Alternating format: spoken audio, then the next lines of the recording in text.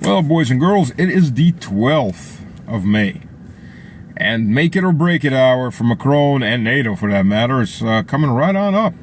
Rolling, rolling, rolling, just like the Russian northern offensive, which is going into two large pincer movements. So we're on day 3 of the big offensive.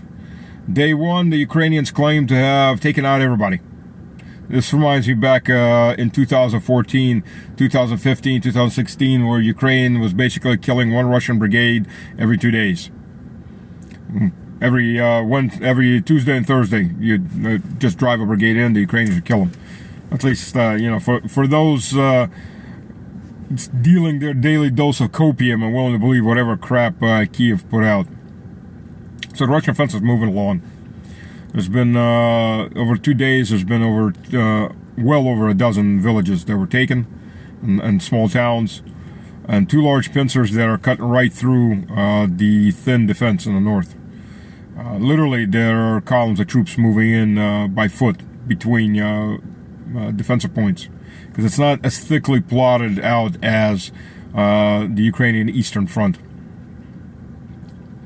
So, just to understand, from the Russian border to Kharkov is like 20 kilometers. And a good chunk of that's already been taken. The problem is to defend Belgrade from missile attack, you have to suppress Kharkov. Now, a large portion of the civilian population is left. The portion that's left is very pro-Russians, waiting for the Russian army. And for what my sources have told me, in the Kharkov military hospitals, there's a lot of badly wounded Czechs. That's right. Those people are famous for making porno flicks. Are also the ones that are driving their Vampire multiple launch rocket systems that they gave Ukraine. Not Ukrainians, there's Czechs. And they're using the local infrastructure, the civilian infrastructure, to hide those vehicles in. I've also heard that it's one of the main rail depots, or I'm sorry, the light rail depots, metros, that's being used to house those vampires. And Russia, for the last 2 months, has been hunting down those vampires, because the Czechs are firing those vampires to kill civilians in Belgrade. So they've been getting payback. Yeah, maybe should have left the Czechs under the Germans. They more than deserved it. But hey, such is history. So, as we roll along, Macron said what? When the front collapses, and if Zelensky asks, we will come. Well, Frenchies, better start writing your mamas and your girlfriends and your wives the goodbye letters, because it's make it or break it time for Macron. The rate that this is moving, Ukraine's stripping reserves everywhere to try to hold off, but there's Russian advances everywhere else. And the problem begins in this. If the rightmost, looking at the map, if the rightmost pincer, which is about to close, takes out those defenses, starts rolling south, that places around Kupiansk and all of those Ukrainian units between 2 Russian forces. So they either stay in place and then get cut off, and their supply lines are already being cut off steadily, mostly by artillery and aviation bombs, taking out bridges and things like that, and damaging roads. But soon it'll be actual physical Russian forces flowing down that are going to cut them off. So they get one of 2 choices. They retreat south to try to get around the Russian move forward, and all that area goes away into Russian control, and the Russian forces that are facing in the northeastern Kharkov, on the northeastern Kharkov border, they roll south. So everybody starts to roll south as you get this avalanche effect. And then they have to give up really well-prepared positions, or they stay in place and get cut off. And once the ammo and the food runs out, they're surrounded, and the front gets further and further and down, and they're further and further cut off, they can be taken out at leisure, because they're not going anywhere.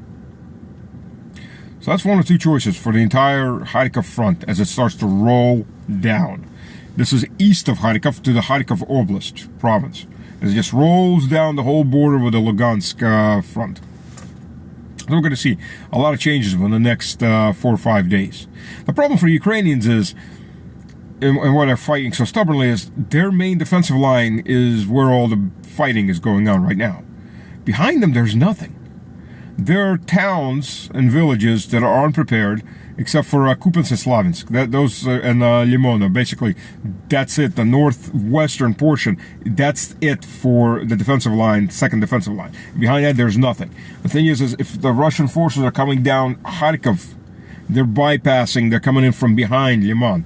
And then the second Russian force that's now in the process of destroying the northeastern Ukrainian forces, that's going to come down toward Liman. And once Liman drops, the easiest path forward to Slavinsk is open from the north. That's, by the way, how we took them. I took the Slavinsk from the Germans back in 1944, beginning of 1944. We took it from the north. That's the easiest way. You go higher ground downward. Escalation goes downward. So, next couple days, we're going to see a lot of changes on the front as it continues to roll and accelerate. And as the Ukrainian army starts to collapse in those areas and panic sets in, it's going to start retreating further and further. It'll be a domino effect. It'll slowly move its way down the rest of the front. You'll see. So, for Macron and the rest of the collective psychopaths, or rather, Satanists, and their big temple on the Potomac, they're going to have to make some choices. And if they're going to go in hard, baby. We'll bury you. I mean, that's what it takes. That's what it takes. NATO wants a big fight. NATO will get the big fight of its life. And death. So, it's all going to come to a head very, very quickly right now. That means the war is over. But it's going to come to a head. It's either going to escalate up, or it's going to drag out through the end of summer with the Ukrainians retreating behind the Dnieper.